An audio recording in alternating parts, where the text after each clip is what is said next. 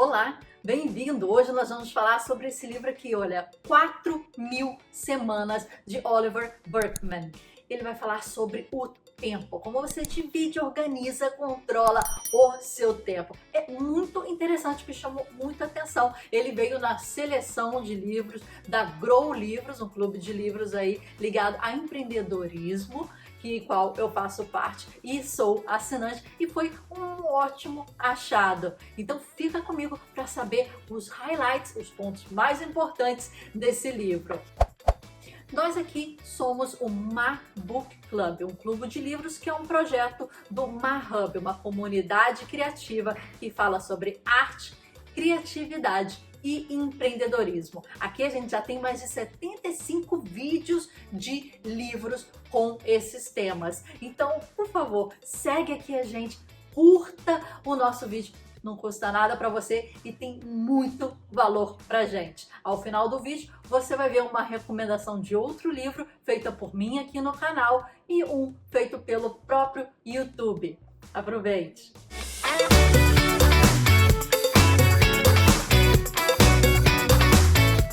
Você deve ler esse livro 4.000 Semanas. Existem vários livros sobre esse tema, existem vários artigos, vídeos, e esse tema é até um pouco corriqueiro demais. Quando você pensa, em performance, em procrastinação, em hábitos, tudo ligado a como você controla, organiza e planeja seu tempo, suas atividades, visando aí, a otimização, o resultado, a sua performance. Até que no canal a gente tem um livro muito bom sobre o tema que se chama Hábitos Atômicos. O link vai estar aqui embaixo na legenda para você. Mas esse livro me pegou de surpresa. Ele veio no Clube do Livro Grow Livros, que é um clube de livros sobre empreendedorismo que eu sou assinante. E normalmente tem um ou outro que a gente fica assim, nossa, esse chamou a atenção. Quando eu recebi, pelo título, eu falei assim, nossa, mais um desse título. Não sei se vou ler agora, se vou deixar para depois, se deixo naquela listinha de livros, nossa, que a gente, às vezes nunca chega, meu Deus. Mas eu peguei, porque comecei a folhear esse livro e vi que a abordagem dele era um pouco diferente. Ele traz um pouco de filosofia e ele traz um pouco de pensamentos mais filosóficos, trazendo um pouco o conceito do estoicismo. E aí me pegou para ler. Eu acabei de ler agora, quero falar com você os pontos que chamaram a minha atenção. Ele é da Objetiva, tem 186 páginas, ele é dividido em duas grandes partes. A primeira parte, ela fala escolhendo e escolher, e a segunda parte é fora do controle. O autor é colunista e jornalista do The Guardian, e ele começa falando o seguinte: normalmente a gente tenta controlar o nosso tempo. A gente acha que a gente consegue controlar. E a primeira coisa para que você consiga lidar bem com a questão do tempo na sua vida é entender que você não controla o tempo que te controla. E muito mais do que isso, entender a nossa derrota, e ele coloca essa palavra, que é até um pouco forte, mas entender e internalizar a nossa derrota frente à finitude. Temos pouco tempo e por isso mesmo ele é importante. E como temos pouco tempo, temos que fazer escolhas. Imagina aí a gente ter muito e muito tempo na nossa vida. Imagina aí o ser humano médio viver 200 anos.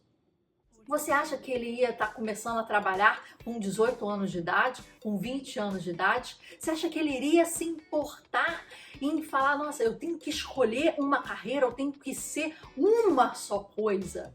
Vivendo 200 anos de idade, você pode ser várias coisas. Você vai ter muito mais tempo para desenvolver uma carreira e depois outra, e depois mudou de ideia, tem outra, e deve estudar por mais tempo, desenvolver por mais tempo. A nossa percepção da nossa vida, ela é muito estipulada pela nossa média de vida, pela nossa finitude, que antes era muito mais jovem, 30, 40 anos já era, né? Os que são os 80, 90 hoje em dia. Mas quem sabe daqui a uns bons anos para frente, a nossa média de expectativa de vida não fique em 200 anos.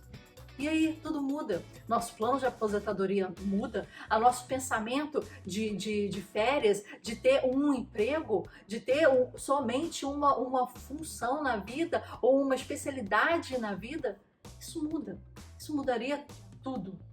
E quando a gente entende a nossa derrota para a nossa finitude, a gente faz com que esse tempo que a gente tem, que é completamente limitado, ele é pouco, né? O tempo passa e a gente fala, cara, escorreu nas mãos e a gente não viu passar.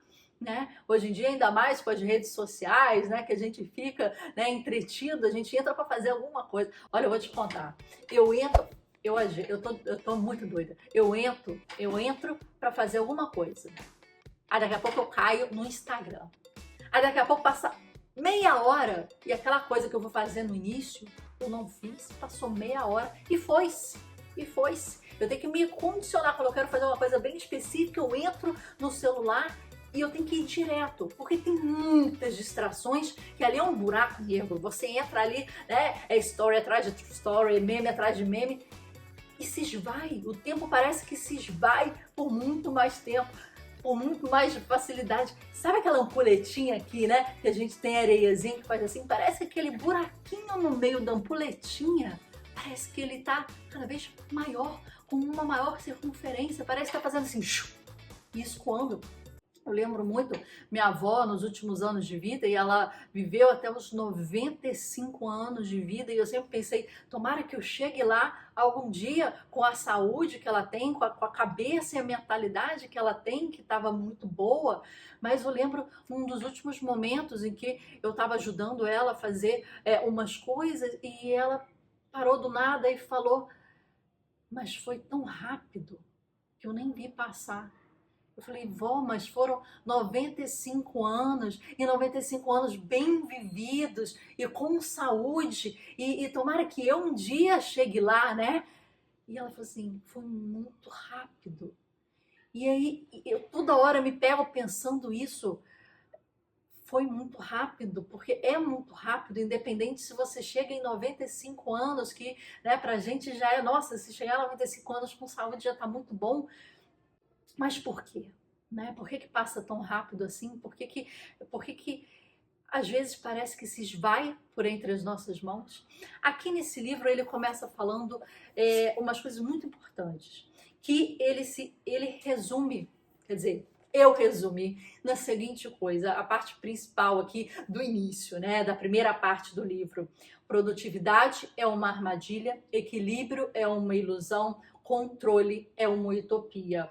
Admita a sua derrota. Esse é o argumento principal e inicial desse livro. Uma dica que o autor dá é o seguinte, sabe quando você está tentando limpar sua caixa de inbox? E você fala, hoje, olha, eu vou zerar. Eu vou pegar todas as minhas coisas que eu tinha para fazer antes, eu vou zerar aquela inbox, vou responder todo mundo, eu vou limpar todas as minhas tarefas. Ele falou que isso não é legal fazer. Porque quanto mais você faz, quanto mais rápido você responde, mais rápido vai ser a expectativa de outras pessoas de você ter essa disponibilidade para responder rápido, e mais cheia a sua caixa de entrada vai estar. Por exemplo, alguém te escreve no WhatsApp. O WhatsApp não é telefone que você manda olá, tudo bem? E espera a pessoa responder para você continuar. Você tem que falar, olá, tudo bem? Aqui, meu nome é X, eu tô querendo Y, ou o que você acha de tomar um café amanhã? Adiante seu assunto, a pessoa vai responder no tempo dela. Agora, se essa pessoa está sempre respondendo, parece que você manda mensagem, a pessoa já responde, você vai criar uma cultura que essa pessoa sempre responde dessa forma. Vai esperar que ela responda assim.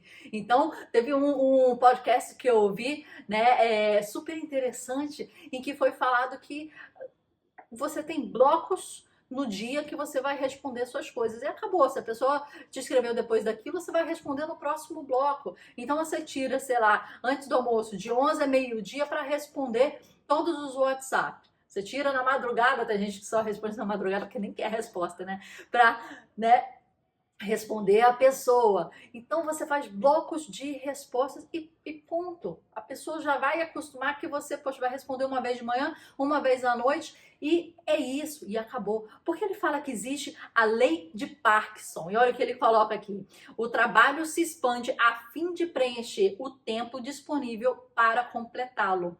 Escreveu o humorista e historiador inglês Northcote Parkinson em 1955. Olha isso. Essa lei de Parkinson, ela fala que quanto mais você tiver tempo para a tarefa, quanto mais a tarefa vai estar ali preenchendo o tempo que ela tem. Então, você tem que mexer com esse termômetro do tempo da tarefa. E a tarefa vai se adaptar dentro disso. Esse é o ponto, né? Não é você ir estendendo o tempo, porque a tarefa ela vai se empilhar ali, ela vai se estender ali, né? Se você tem, né, uma semana para fazer um trabalho, de repente você vai levar uma semana para fazer um trabalho. Mas se te colocar em 2 dias, você vai fazer em 2 dias e às vezes com a mesma qualidade, né, de entrega. Então é isso que ele coloca.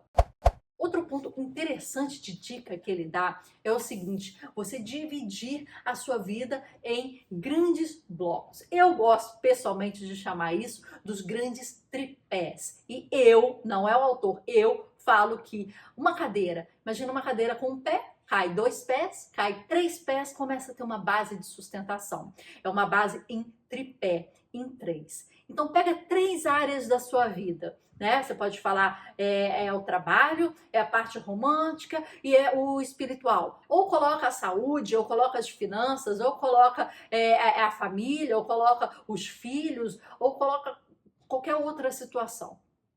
Você pega 3 principais. Ele falou que você nunca vai conseguir dar atenção às 3. E que você tem que fazer um esquema de rotacionar essas 3. Você vai pegar o trabalho e naquele período de tempo que você estipular, você vai dar atenção ao trabalho e vai sim negligenciar as outras áreas da sua vida, os outros 2 pezinhos desse tripé. E depois você logo rotaciona para o próximo e logo rotaciona para o próximo. Então é uma rotação de prioridades, né, e de negligências em que você vai escolher, né, dentre essas 3 prioridades que você colocou, a prioridade da vez e vai realmente negligenciar as outras, porque não dá como você dar atenção a tudo ao mesmo tempo. Você tem que fazer escolha, você tem que saber como fazer escolhas e você tem que estar tranquilo quanto a isso. Esse é um outro ponto que ele coloca no livro. Você vai perder. Aceita a derrota. Você tem pouco tempo, você tem que escolher e você tem que saber escolher. Existe, né, uma palavra que fala FOMO. FOMO é o Fear of Missing Out. É o medo de perder alguma oportunidade, por exemplo. E olha, eu vivi isso muito intensamente. A gente tem invariavelmente vários medos, né? Poxa, eu tô fazendo isso, eu tô deixando isso de mão, né? Eu tô colocando meu tempo aqui, eu tô abrindo mão disso aqui. A escolha é sempre em detrimento de outra possibilidade, né? Mas teve um evento que eu fui de palestras, né, em que era tudo muito pertinho, uma portinha de uma palestra, né? Não eram aqueles eventos que era tudo muito distante, né? Uma área grande. Então você tinha que saber em qual palestra você ia ver, mas era tudo muito pertinho. E eu fui nesse evento e era de dia inteiro, e eu fazendo ali meu cronograma, vendo, eu quero essa palestra, depois quero essa palestra, desse tema, e é no mesmo horário desse tema, que saco esse negócio da organização que deixa no mesmo horário palestras legais, eu tenho que escolher. E você começa a ter um sentimento, eu não sei se vocês já tiveram isso. Escreve aqui pra gente embaixo, você já teve FOMO, um medo de perder uma oportunidade. E eu comecei a ter aquilo me deu uma angústia, me deu uma ansiedade, que eu estava perdendo coisas que eu queria ver e eram no mesmo horário e não ia ficar gravado, né? Eu tinha que escolher. Eu cheguei no ponto, minha gente, eu cheguei num ponto de que eu ia para uma sala, o cara começava, eu via, tá mais ou menos, não sei se tá falando muito bem, não sei se tá interessante, deixa eu ver como é que tá a outra. Eu saltava para outra sala, entrava, Começava a ver o argumento, começava a ver o cara falando, será que esse tá mais interessante que o outro? Aí eu voltava para outra sala, como era pertinho, ó, puf, puf, puf, e aí eu decidia qual que eu ia ficar, pela desenvoltura, pelos argumentos que o cara estava dando ali na sua introdução. Mas é muito medo de perder alguma coisa. E aqui ele foca muito nesse ponto da derrota, de saber que você vai perder e saber o que você quer em primeiro lugar. Acho que isso é muito difícil, né? Saber o que você quer, chegar lá e conseguir estar presente. Porque a pessoa ainda fica no celular, ainda fica pensando, poxa, será que a outra palestra está valendo mais a pena do que essa? Será que eu deveria estar lá e não aqui? E a gente não fica presente onde a gente está, ou onde a gente decidiu. Isso é um dos grandes pontos que ele colocou aqui que eu achei muito, muito interessante. Olha essa passagem aqui, página 47. Uma vez que você tenha verdadeiramente entendido que você vai perder quase toda a experiência que o mundo tem a oferecer, o fato de haver tantas que você ainda não experimentou deixa de ser percebido como um problema. Em vez disso, você irá se concentrar em usufruir plenamente a minúscula fatia de experiência para as quais, de fato, você tem tempo. E mais livre será a sua escolha a cada momento, o que vale mais a pena. Você tem uma sobrecarga muito grande e até de repente outras pessoas falando, principalmente agora na pandemia que teve, né? Você fez o curso, você conseguiu fazer palestra, você desenvolveu não sei o quê. Não, agora que você está mais tempo em casa, você fez o exercício que você queria, você cuidou mais de você. E há uma cobrança externa, né? Há uma cobrança externa e interna essencial, né? Existencial sua, de que você está querendo fazer, às vezes não está conseguindo. Você internalizando essa derrota e sabendo, não, eu estou aqui nesse momento com meu filho e é o mais importante para mim agora. Nada mais importa nesse momento. No próximo momento, estou com outra coisa para fazer, mas aqui eu estou 100% de atenção. Eu vi uma palestra outro dia que o Rafael Avelar, que é um empresário, né? Ele falou assim, que ele teve um filho e ele falou, fiquei pensando, por que a gente ama tanto o nosso filho? E ele falou assim, porque é a atenção e é o direcionamento do tempo que a gente dá. A gente fica, ele falando, 3 anos planejando aquilo, depois tem o filho, e aquilo leva tempo, leva atenção, a gente tem que tomar cuidado, e quanto mais a gente olha, toma todos os cuidados, as precauções, as preocupações, e leva tempo, a gente começa também a amar cada vez mais aquilo, porque é onde está a nossa atenção, onde está o nosso tempo, onde está a nossa vida, né? Porque tempo é vida, e aqui aquele filhinho, ele se traduz na maior parte da sua vida, principalmente quando acaba de nascer, né, em que você tem todas, né, aquelas preocupações, aquele tempo, mamar, até ele ter uma certa independência, mas a sua vida se traduz ali, porque o seu tempo, o seu foco e sua, né, sua atenção estão ali. E aí você começa a amar cada vez mais, porque aquele filhinho se traduz no que é o seu tempo, no que é a sua atenção, onde está o seu olhar, seu coração, seu raciocínio e seu tempo, onde está a sua vida. Eu achei muito interessante esse raciocínio que ele fez para o filho. É claro que a gente ama, né? É claro que tem todo o amor, mas aquilo se potencializa depois que ele nasce pela potencialização do tempo, da dedicação, da atenção que a gente coloca. É como se a nossa vida tivesse transferida para ele, né? E aí ficou um raciocínio muito interessante de se pensar, né? Onde colocamos a nossa atenção, onde colocamos o nosso olhar e o nosso tempo se traduz em nossa vida. E isso é, em muitos casos, uma escolha consciente, aonde você vai empregar a sua vida. E para terminar essa questão da escolha, ele fala aqui, ao final do capítulo 4, o seguinte: quando você não pode voltar mais para trás, a ansiedade vai embora, porque agora só existe uma direção a seguir depois que você faz essa escolha, né?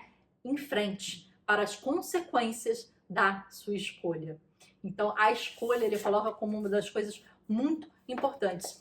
Não vou me alongar muito, esse livro foi muito legal, é claro que há muito mais aqui dentro para você. Eu vou colocar aqui embaixo as referências e os links que a gente comentou aqui e outras coisas que vocês podem ler a respeito. Esse livro me impressionou por ser um tema tão batido, tão corriqueiro que a gente lê e vê e discute o tempo todo, mas com uma abordagem muito interessante, um pouco filosófica, trazendo vários pensamentos e uma forma diferente de você pensar a sua finitude e começar, de repente, a dar um pouco mais de valor no seu dia a dia, que às vezes passa tão rápido, passa assim e se esvai.